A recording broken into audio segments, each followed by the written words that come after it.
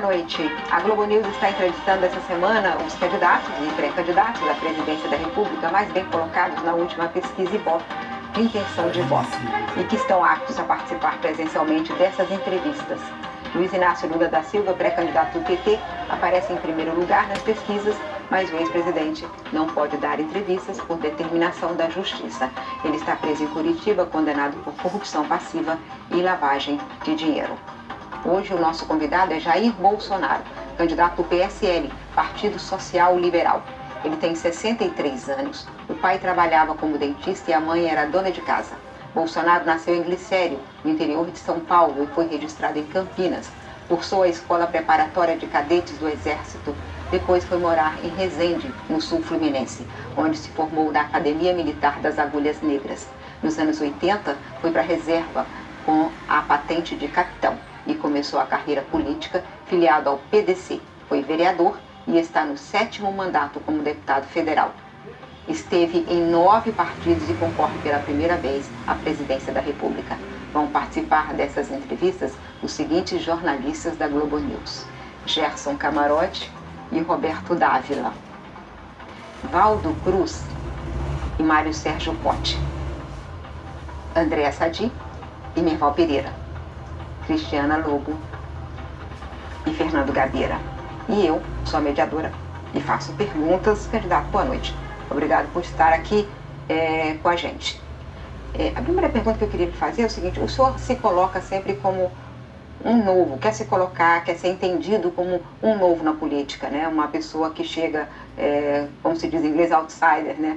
Um novo, de uma nova forma, fazendo a política de uma nova forma. Mas o senhor está no 7º mandato, está há 27 anos como deputado, como vereador, tem 9 partidos, alguns desses com muitas sombras sobre eles, muitas denúncias sobre eles. Como é que você vai convencer o eleitor de que o senhor era novo na política, estando ligado a partidos velhos e estando há tanto tempo na política, ligado à velha política?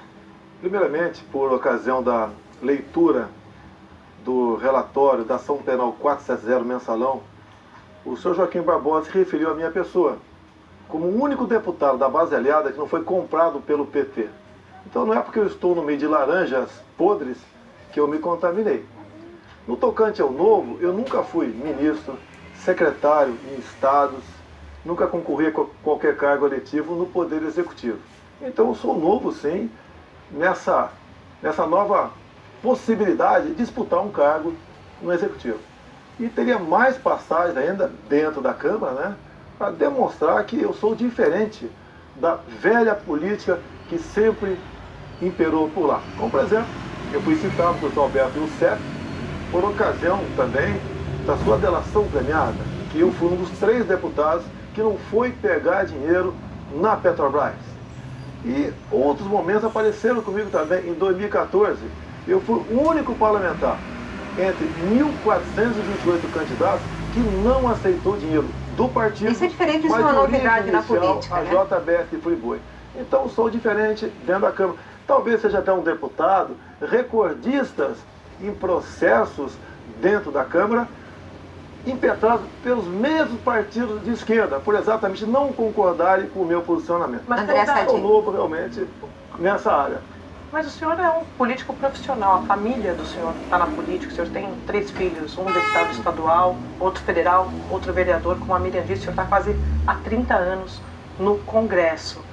Família toda junta ali, é quase um clã na política, juntos disputaram quase 20 eleições. Lembrando também que o senhor e os seus familiares também empregaram ali uma ex-mulher no gabinete aqui no Rio de Janeiro, de um dos filhos do senhor e também familiares dela. Queria saber como é que é esse discurso do senhor, se não é um pouco contraditório com essa figura que o senhor tenta vender de um político diferente dos demais. Não tem nada de contradição. Por exemplo, eu tenho a minha ex-mulher, ok? Eu vou falar do momento, caso atual. Eu sou casado com a senhora Michele. Sou acusado de ter praticado nepotismo. Ela esteve empregada sim. Só que quando estava empregada na liderança do partido, foi quando eu casei com ela. E ficou 2 meses empregada liderando o partido. Isso daí não é nepotismo, não foi eu que empreguei. Inclusive eu procurei a direção da casa. Mas na liderança do PP? Eu procurei a direção da casa e falei se se ela poderia continuar, qual era a melhor solução. Falaram como, quando eu casei, ela já era funcionária, ok? E não estava em curso, né? Possibilidade de ser processado, responder o processo, levando-se em conta a questão do nepotismo. Né? Essa questão de outros parentes, quando geralmente, não sei se você é casado, desculpa, mas geralmente você conhece, se for casado, conheceu o teu marido onde? No local de trabalho, numa igreja, num restaurante. Eu conheci 2 esposas minhas, casadas pela segunda vez, dentro da Câmara dos Deputados. Mas por que o clã do senhor é diferente de outros clãs políticos? Essa é o meu não temos nenhuma acusação. O meu clã, a minha família, não temos acusação de termos usado do poder público para enriquecer. Inclusive, quando me acusam de patrimônios que eu tenho, o senhor Rodrigo Janot deu um parecer em 2015 sobre a questão dos meus imóveis. Quando se fala, por exemplo, que eu tenho um funcionário fantasma, quando a Folha de São Paulo fez uma matéria muito grande e publicou no dia 10 de janeiro desse ano, eu vou na Câmara dos Deputados e no boletim administrativo, essa funcionária que mora em Angra dos Reis, o distrito de Vila História de Mambucaba, estava de férias. Tá certo? Eu não tenho nada de anormal, eu sou uma pessoa normal nessa situação. Candidato? Então, essa que é a questão, é normal, é exatamente como os políticos. Não é como os demais. Eu sou normal, olha só. Eu acho que não é ser normal fazer o que os outros fazem. Eu nunca tinha envolvido em lugar nenhum. Te contei a passada do Joaquim Barbosa, Alberto Youssef, Minha avó vai fazer uma pergunta. Friboi. Isso daí não é virtude, isso é obrigação. Eu nunca me envolvi. Raramente eu votava com o meu partido. Sempre fui dono do meu voto. Candidato, vamos falar sobre governabilidade. O senhor está há 27 anos no Congresso e apresentou mais de 600 propostas. Conseguiu que somente 3 virassem lei. Quando o senhor foi candidato à presidência da Câmara, o senhor recebeu apenas 4 votos. Como é que o senhor imagina que vai conseguir ter apoio político para governar? Vamos lá. Primeiro, a questão de candidato à Câmara ter 4 votos. Eu vim candidato a presidente da Câmara, numa das vezes, para evitar que Luiz Eduardo Grignal se elegesse presidente. E tanto fui vitorioso, e quem se elegeu presidente foi Severino Cavalcante. Eu desossei o senhor Luiz Eduardo Grignal. Eu detesto o PT, como regra, desde há muito tempo. Eu acho que até desde antes que o PT não era PT, que eu conheço esse pessoal, alguns, desde 1970. Eu acho que está explicado essa questão. Está explicado. Alguém Agora, achar que eu disputei a presidência para ganhar... Me desculpa, meu irmão. Se achar que eu disputei a presidência da Câmara pensando em ganhar votos, não é por aí. Agora, eu tive meus 10 minutos, não foi 10 minutos de fama, não. Foi 10 minutos para decidir a presidência da Câmara. Dizer que ajudou o Severino Cavalcante a se eleger presidente não é uma... Mas como? Nós tínhamos 2 opções. É a mesma coisa Aécio e Marina e Dilma. Eu fiquei com Aécio. Só tinha 2 opções. Não tínhamos outras opções. Não tinha outra opção. Eu gostaria que tivesse alguém melhor lá. Eu era melhor que os 2 juntos. Tenho certeza disso. Mas fiz minha opção. Eu costumo dizer, pior que a corrupção no Brasil é a questão ideológica. E eu evitei que Luiz Eduardo Grignal, o bilionário, tá, dessas questões de mortes desaparecidos políticos e comissões da verdade, chegasse a presidente da Câmara. Pronto. Mas, Por candidato, que o Severino... senhor diz que o senhor impediu? Ele perdeu por 4 votos? Não, mas olha só, eu só poderia usar a tribuna da Câmara se fosse candidato. Se não fosse candidato, não poderia usar a tribuna da Câmara. Eu entendo, mas por que o senhor diz que o senhor conseguiu derrotar o Grignal? Porque o meu discurso, tá, foi mostrando as verdades do senhor Luiz Eduardo Grignal. Só isso. Só porque ele era advogado de preso político? Não. O PT, ele é um petista de carteirinha. E o PT olha só, eu conheço. Isso que o PT chegou agora, eu já sabia, já previa que ia acontecer há muito tempo. Gerson Camarote. O senhor acusou o candidato Alckmin de ter se aliado ao que tem de pior na política. O senhor procurou o PR, tentou coligação com o PR, atraiu o tempo do PR de televisão, inclusive com o nome do vice do Magno Malta. O PR, que não é qualquer partido, que foi envolvido no escândalo do Mensalão, que teve o seu principal dirigente condenado e preso pelo Supremo Tribunal Federal. Aí eu volto a lhe perguntar, qual a diferença? Vamos lá? Vamos lá. Eu não fui atrás do PR. Há 2 anos eu procurei o senador Magno Malta por afinidades e propósitos. e comecei a conversar com ele. O senhor procurou o Valdemar Costa Neto? Não, tive uma vez perdido agora, o Valdemar da Costa Neto. Não, depois tinha decidido, já eu te conto a história, sem problema. Era o senador Magno Malta, o meu homem. Tá, mas o senhor conversou com o Valdemar da Costa Neto? Não conversei. Eu te explico. Não, tá, por favor. Explico, sem problema nenhum. Então, me agregava em muito a companhia do senhor Magno Malta. E desde o primeiro momento, ele falou que poderia não aceitar, porque talvez quisesse disputar as eleições em Espírito Santo. E chegou um dado momento que ele falou que não queria mais. Daí, o Valdemar da Costa Neto conversou com o meu partido, com a presidente do meu partido, e fez imposições para eu aceitar a coligação, e eu indicando qualquer um. Eu não aceitei. Eu não aceito negociação. Ou tu acha que ele foi para o Centrão de graça, tá? E nada mais além disso. Tanto ato contínuo. Outra opção era o general Augusto Heleno, que estava no PRP. Mas não deu certo. Concentrar no PR, porque o PR não já conhecido. No saco do seu Geraldo, por favor. Não tô. Não tenho, até não tenho poder de persuasão nenhum junto às pessoas. Pretendo, se Deus quiser, caso assuma a presidência, eu ter liberdade para indicar o meu ministério.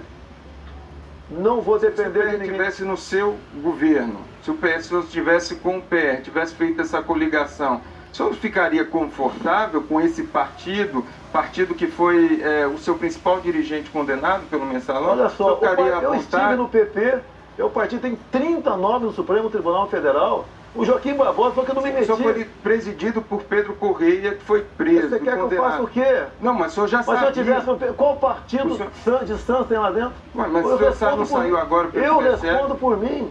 Eu respondo por mim. Não, mas o senhor estava num partido que tinha José Janino como líder. Pô, tem gente mais escabrosa lá ainda.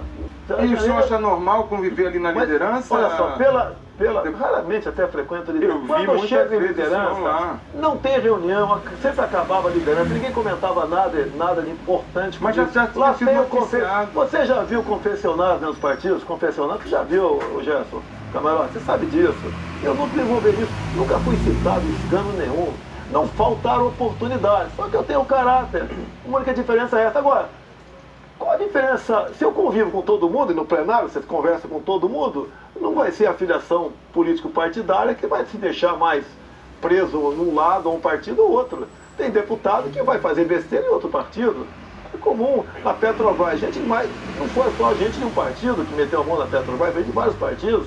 Agora, se for pensar dessa maneira, até você que anda no plenário, já vimos você andando pelo plenário, eu tô lá, você está contaminado também. Não, você está contaminado também. Candidato, eu estou ali cobrindo profissionalmente, inclusive para... Então vamos lá. Quando você vai na padaria, você vai comprar o quê? Pão, né? No açougue, carne. O senhor era comandado pelo Pedro Correia, que já estava no esquema do Mensalão. Eu nunca votei com o meu partido. Como é que foi mandado o Pedro Correia, meu Deus do céu? Poxa, pelo amor de Deus.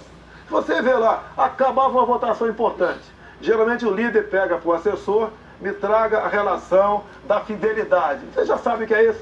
E de acordo com a fidelidade, eu sempre era infiel, quase sempre infiel. Tá? Quase sempre infiel. O partido requeria algo mais do governo, porque as lideranças partidárias geralmente agem como lideranças sindicais. Então, o meu voto, né, eu não me contaminei, que eu nunca me vendi. Deputado. Candidato, o senhor está falando que nunca seguiu orientação partidária. Se o senhor vencer as eleições, o senhor vai ter que conversar no varejo com cada parlamentar. Como é que o senhor pretende fazer a maioria? Eu não sigo orientações partidárias quando sinto o cheiro de maracutaia. Você está entendendo? Eu não sou oposição pela oposição.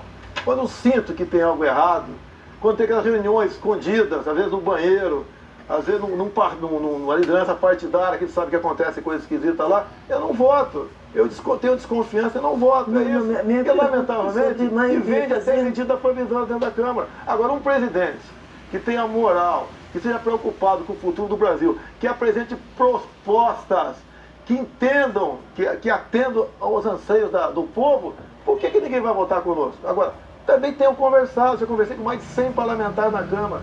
É o deputado Onyx Lorenzoni que trata desse assunto, como se fosse o chefe da Casa Civil nosso. E nós discutimos propostas que quase unanimidade de aprovação. O que a gente precisa fazer para tirar o Brasil do buraco? Porque não vai ser um presidente sozinho, tá, que vai tirar o Brasil do buraco. grande parte, precisamos do parlamento. Agora, eu sou diferente. Você pode dizer uma coisa, eu já tenho escolhido alguns ministros. Duvido. Fala dois. Não, Paulo Guedes, okay? Augusto Heleno, tá certo? O general Augusto Heleno, tá certo? Eu estou agora quase em conversação com um também da área de saúde e educação. Tá? Agora, esses caras vai acontecer o quê?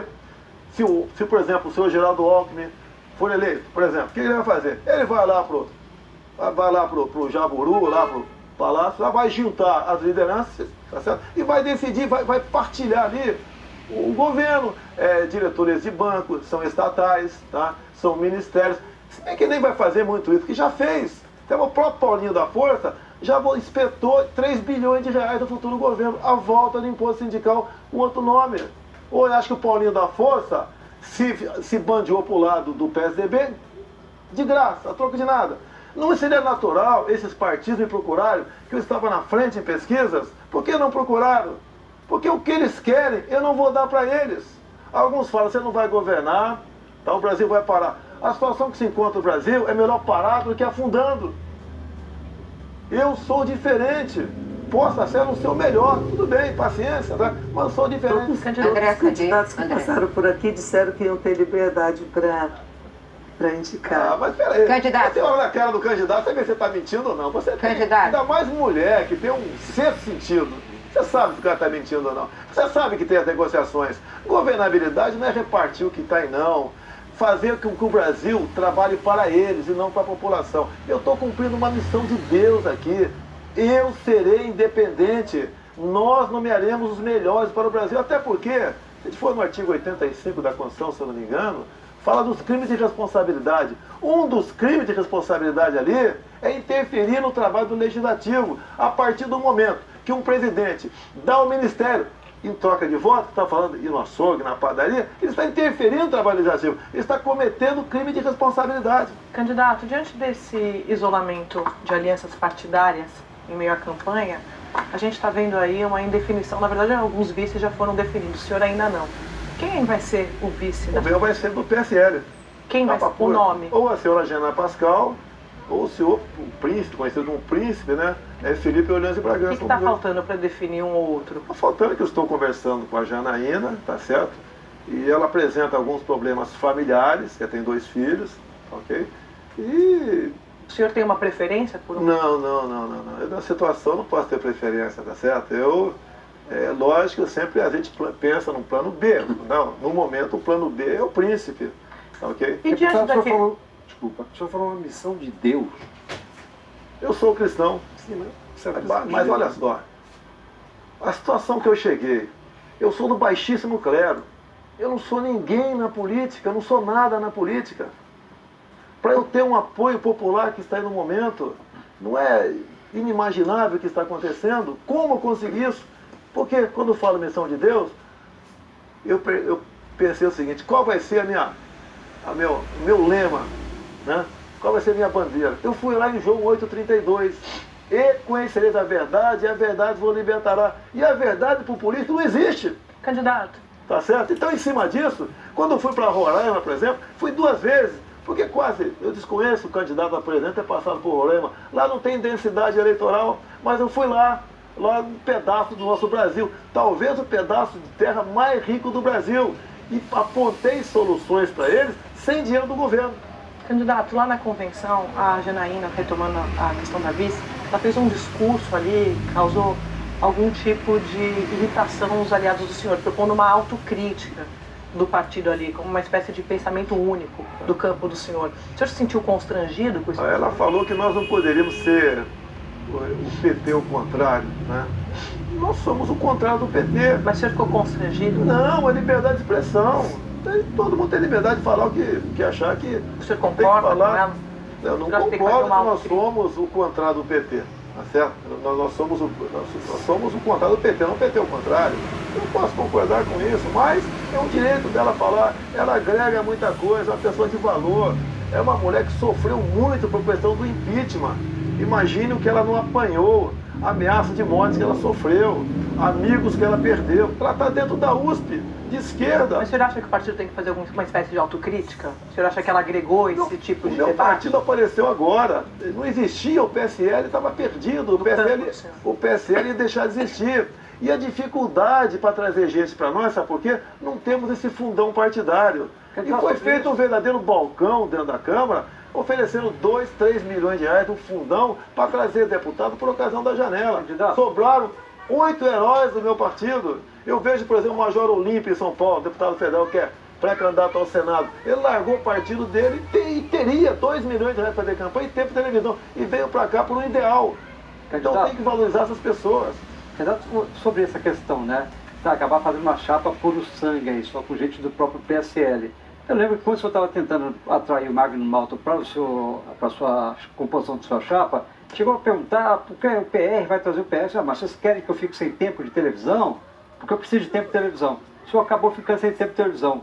E aí, acabou... Não, pode ter sido até uma equívoca, contradição minha falar isso aí, tudo bem. Mas é até a história do cunhado, né? Você casou com a Maria e veio o João de cunhado pro teu lado, né? Ali o cunhado saiu do partido. Eu tenho que ter alguém que estivesse filiado a um partido político. E não escolhi o Magno Malta por ser um partido médio grande, o PR. É porque era o Magno Malta, ele agrega. Mas você falou em algum momento, falou sobre tempo de televisão. Acho que eu me equivoquei, falei sobre tempo de televisão. Oi? Né? O senhor falou sobre o tempo de televisão, queria trazer tempo de televisão. televisão. É importante tempo de televisão, tá certo? Mas eu não estava negociando com o PR, eu estava com o Magno Malta. O cunhado meu seria o Valdemar da Costa. Não é o pragmatismo, candidato, da política? Olha, o ideal seria que você no primeiro turno não, né? Você tivesse que concorrer à presidência, governador e prefeito, sozinho. Evitava isso, porque isso leva a corrupção, leva a acordos espúrios. Mas essa coisa do tempo de televisão, essa cobiça, não é a prática da velha política? É a prática da velha, mas eu não procurei o Magno Malta pelo tempo de televisão, eu procurei o Magno Malta pelo Magno Malta.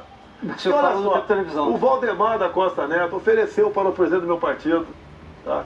Eu botar o vice que quisesse, ele coligaria conosco, desde que, uma das coisas que ele botou na mesa, queremos coligação para deputado federal, Rio e São Paulo. Nós pretendemos fazer 9 deputados federais no Rio e São Paulo. O Valdemar, que não é bobo, ele pode ser tudo, mas não é bobo, sabe que nessa coligação, só o meu filho Eduardo Bolsonaro estava garantido em São Paulo. Porque nós ficaremos sem televisão, por favor, sem televisão e sem fundo partidário. O nosso fundão partidário extra são 10 milhões de reais. 3 milhões para a campanha do presidente. Eu já falei que não quero os 3 milhões porque eu votei contra o fundão.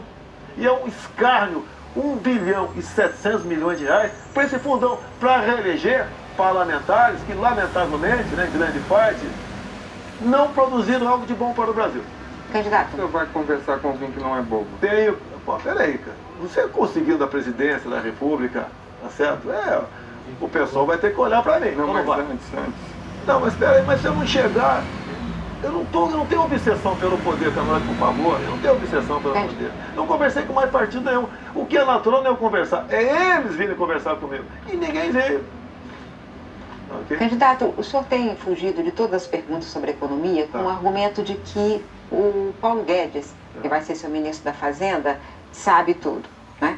Mas acontece que Paulo Guedes não é candidato, é demissível, pode não estar com o senhor. Como é que o senhor vai convencer o eleitor de que o senhor está indo com Paulo Guedes, se ele não é candidato, se ele não vai permanecer? Como é que... E além do mais, é o seguinte, o senhor como presidente, o senhor não precisa ser economista. Eu não sou economista como jornalista. O senhor não precisa ser médico.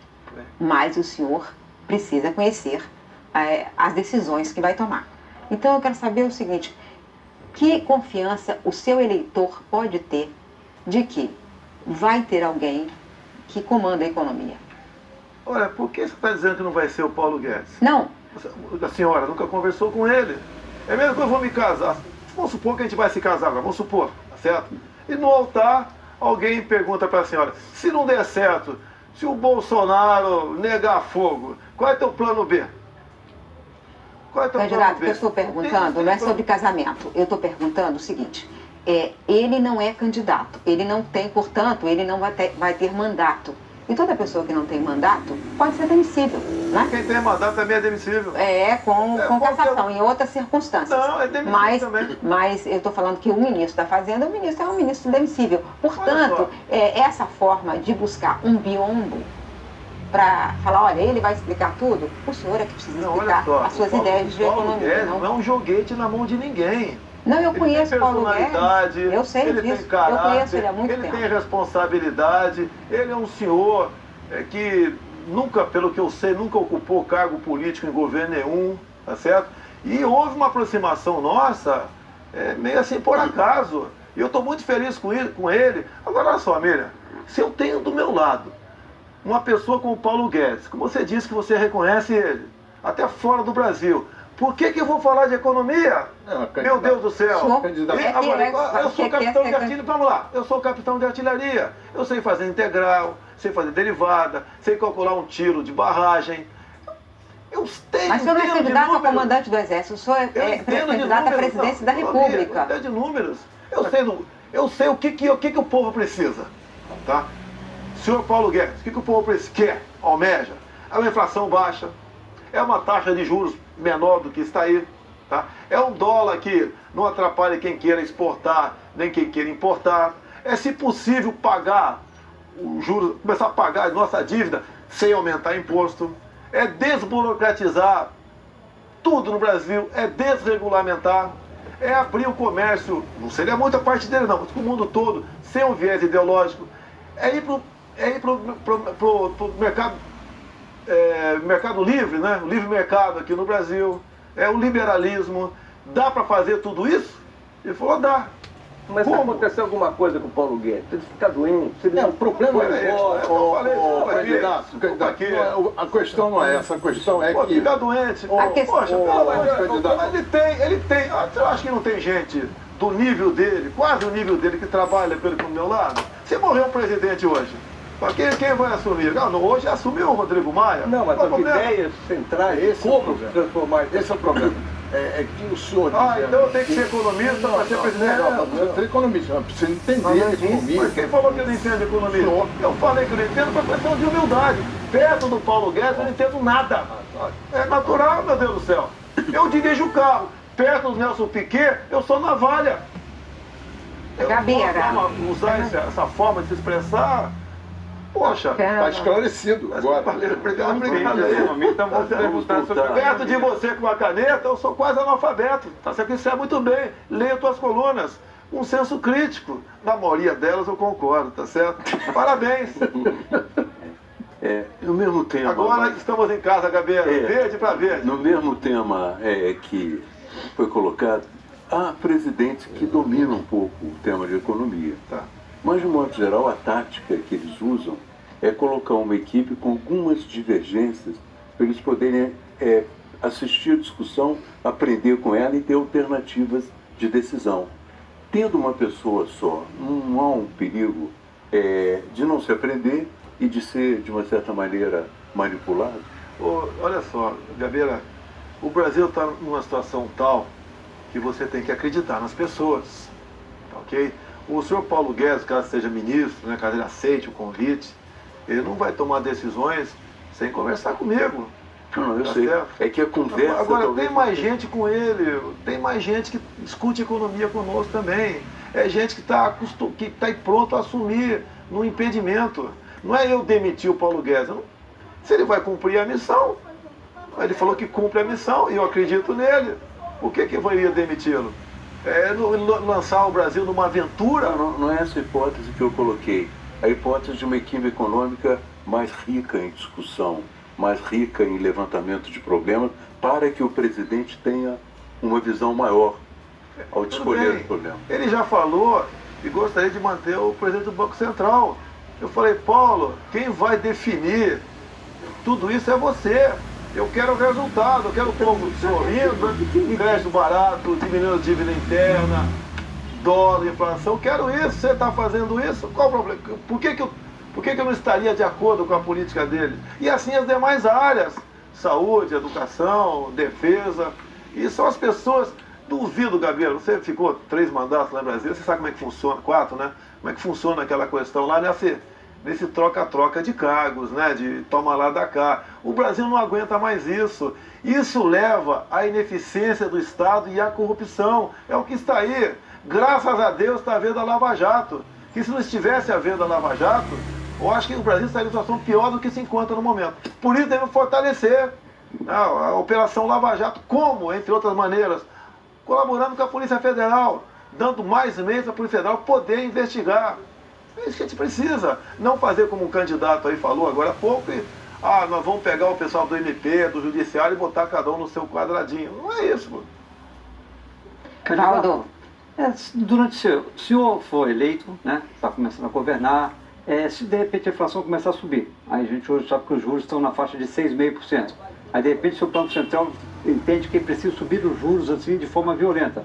Tipo 14%, como foi no governo Dilma, ou até num caso mais extremo, na época do governo Fernando Henrique, chegou os juros de 45%.